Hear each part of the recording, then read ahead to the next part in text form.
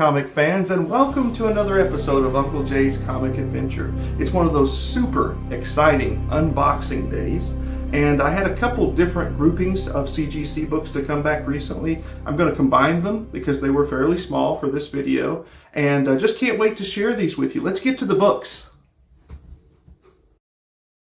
Starting out with one of my favorite X-Men books and one of my favorite X-Men characters. Arguably the first appearance of Gambit, certainly the first cover appearance. It's an awesome action shot. I really enjoy that character. Kind of got into Gambit in a pretty big way when he was on the animated series in the 1990s. This is the lowest of the copies that I have of this book. This is a 6.5, but it is white pages, and it's still just awesome to have. Don't know if you can have too many great first X-Men appearance books. Also, one of my favorite Spider-Man covers, an iconic McFarlane cover from the early 1990s, specifically from 1990, and the Spider-Man series that he illustrated and authored. This is the 9.8 white pages. I have several of these. I bought these new when they came out, and I was just super excited about that series. I still am. The writing is debatable as far as the quality of the writing, but the artwork was really second to none. And this is one of the, if you ask me, one of the truly great Spider-Man covers.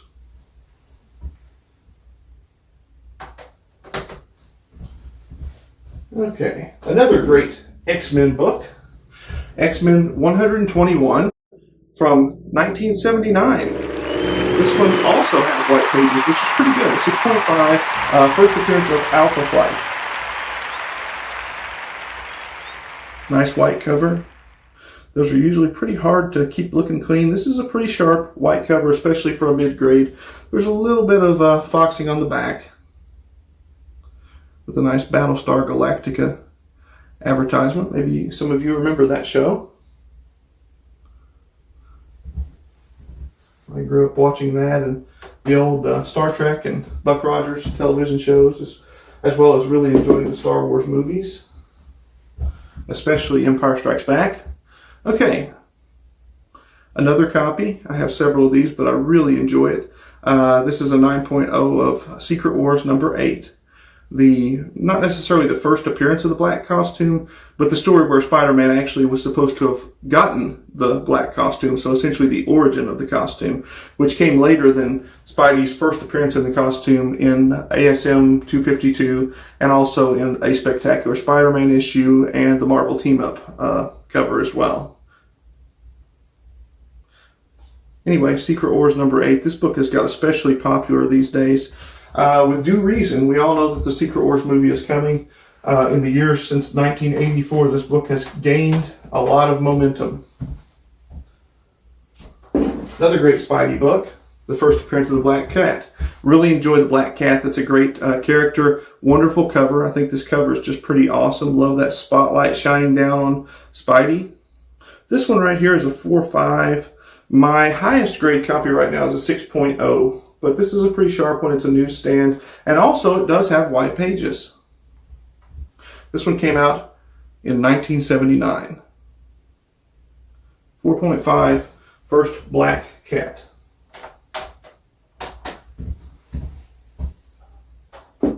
And, again, another one of those debatable points, but some would say the first appearance of Venom. It has the cameo of Venom. But we're talking about Amazing Spider-Man number 299. 9.6, again with white pages. This one came out in 1988. Most people go for the 300. I do have that issue. I also have another copy of this one that's pretty, I think I have two more copies, but one that's a little higher. It's a 9.8. But nonetheless, this is a pretty sharp copy. It's not McFarlane's greatest cover, and I think that probably hurts the book just a little bit. It's not a bad cover, but there were so many great covers to follow shortly after this one. So again, debatably the first appearance of Venom, an early cameo of Venom nonetheless. Some people would say it was 298. You see him in costume at the end of this one, which so it's the first time we really see the full picture of Venom. And another super great book. I really enjoy this one.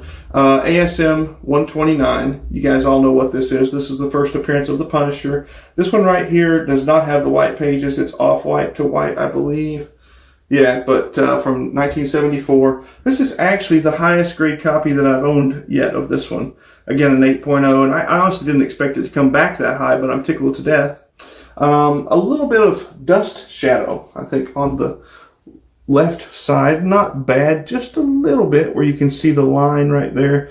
But all in all, just a truly great book. The colors are awesome. They really pop. The back is pretty clean, but it displays really well. It looks like an 8.0. Great book to have. Anyway, thanks so much for tuning in. I was so glad to share these books with you today. I had a great time. I hope you enjoyed it. If you did, please hit that like button, and most of all, please subscribe so you can see more and more of this type of content in the future. And I'll catch you in the next episode.